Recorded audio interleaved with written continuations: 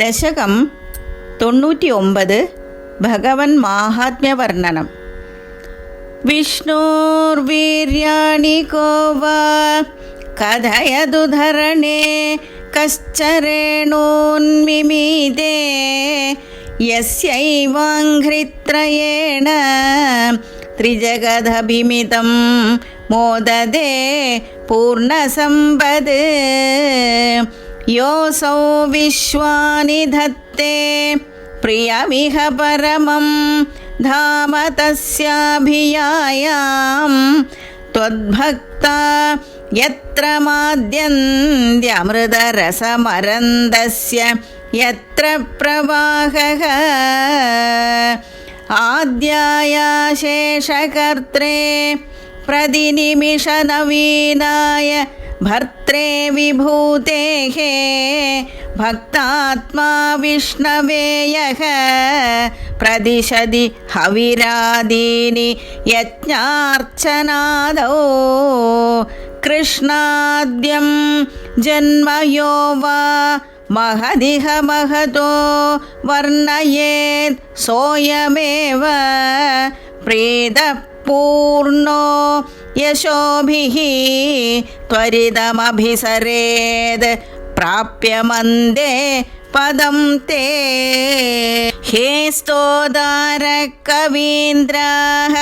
തമിഹ ഖലു യഥാ ചേതയധ്വേ തഥൈവ വ്യക്തം വേദസ്യ സാരം പ്രണുവത ജനനോപാത്ത ലീലാകഥാഭിഃ ജാനന്തശ്ചാസ്യ നാമാന്യഖില സുഖകരാണീതി സങ്കീർത്തയധ്വം.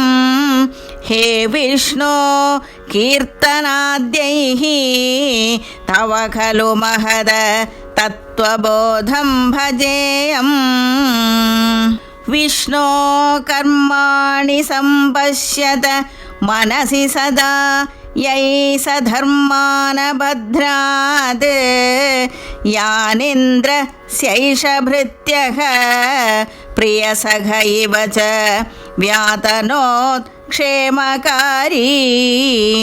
വീക്ഷന്തേ യോഗസിദ്ധാ പരപദമനിശം യസ്യ സമ്യക് പ്രകാശം വിപ്രേന്ദ്രാ ജാഗരൂകാഃ കൃതബഹുനുതയോ യച്ഛ നിർഭാസയന്തെ. നോ ജാതോ ജായമാനോപി ച സമധിഗത ത്വന്മഹിംനോപസാനം ദേവ ശ്രേയാംസി വിദ്വാൻ പ്രതിമുഹുരഭിതേ നാമശംസാമി വിഷ്ണോ തം ത്വാം സംസ്തൗമി നാനാവിധ നുതിവചനൈഃ അസ്യ ലോകത്രയസ്യാപി ഊർധ്വം വിഭ്രാജമാനേ വിരചിതവസതിം തത്ര വൈകുണ്ഠലോകേ. ആപസൃഷ്ട്യാദിജന്യാ പ്രഥമമയി വിഭോ ഗർഭദേശേ ദദുസ്ത്വാം യത്ര ത്വയ്യേവ ജീവാ ജലശയനഹരേ സംഗതാ ഐക്യമാപൻ.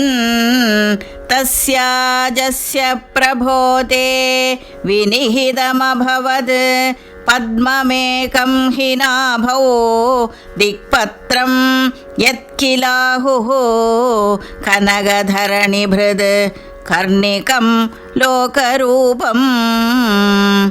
ഹേ ലോകാ വിഷ്ണുരേതത് ഭുവനമജനയത് തന്ന ജാനീധ യൂയം യുഷ്മാകം ഹ്യന്തരസ്തം കിമപി തദപരം വിദ്യത്തെ വിഷ്ണുരൂപം.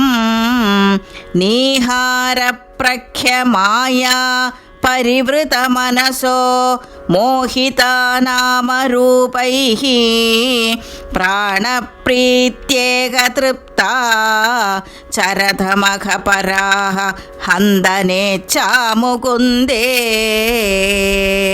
മൂർധ്നാമക്ഷ്ണാം പദാനാം വഹസി ഖലു സഹസ്രാണി സംപൂര്യ വിശ്വം തത്പ്രോത്ക്രമ്യാപി തിഷ്ഠൻ പരിമിത വിവരേ ഭാസി ചിത്താന്തരേപി ഭൂതം ഭവ്യം ച സർവം പരപുരുഷ ഭവാൻ കിഞ്ച ദേഹേന്ദ്രിയാദിഷു ആവിഷ്ടോപ്യുദ്ഗതസ്ത്വാത് അമൃതസുഖരസം ചാനുഭുങ്ക്ഷേ ത്വമേവ യത്തു ത്രൈലോക്യരൂപം ദദദപി ച തതോ നിർഗതോऽനന്തശുദ്ധ ജ്ഞാനാത്മാ വർത്തസേ ത്വം തവ ഖലു മഹിമാ ശോഭിതാവാൻ കിമന്യത് സ്തോകസ്തേ ഭാഗയേവാഖില ഭുവനതയാ ദൃശ്യതേ ത്ര്യംശകൽപം ഭൂയിഷ്ടം സാന്ദ്രമോദാത്മകമുപരി തതോ ഭാതി തസ്മൈ നമസ്തേ അവ്യക്തം തേ സ്വരൂപം ദുരധിഗമതമം തത്തു ശുദ്ധൈകസത്വം വ്യക്തം ചാപ്യേതദേവ സ്ഫുടം അമൃതരസാംഭോധി കല്ലോലതുല്യം സർവോത്കൃഷ്ടാമഭീഷ്ടാം തദിഹ ഗുണരസേ നൈവ ചിത്തം ഹരന്തീം മൂർത്തിം തേ സംശ്രയേഹം പവനപുരപതേ പാഹി മാം സർവരോഗാത്. ഗോപികാ ജീവനസ്മരണം ഗോവിന്ദ ഗോവിന്ദ. നാരായണ അഖില ഗുരോ ഭഗവൻ നമസ്തേ.